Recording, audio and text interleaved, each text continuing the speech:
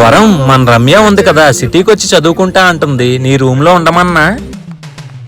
అమ్మో, ఇది వచ్చిందంటే ఇక్కడ విషయాలన్నీ మా ఆయనకి చెప్తాది. ఏమండి, మా రూమ్ లో ఖాళీ లేదండి. సరే, నేను ఓనరమ్మతో మాట్లాడతానులే. వద్దొద్దు, మళ్ళీ మా ఓనర్కి చెప్తే రెంట్ పెంచేస్తారు. నేనే ఏదో ఒకటి మాట్లాడి మేనేజ్ చేస్తా అండి. ఆ, ఇంక సిటీలో ఉండడానికి భయమే లేదు, అంత బలమైంది మీ అక్క. ఇక్కడికి వచ్చాక చుక్కలు చూపిస్తా. దెబ్బకి హాస్టల్లో జాయిన్ అవుతుంది. ఇప్పుడు ఏం చేద్దాం? ఏమైంది లక్కీ?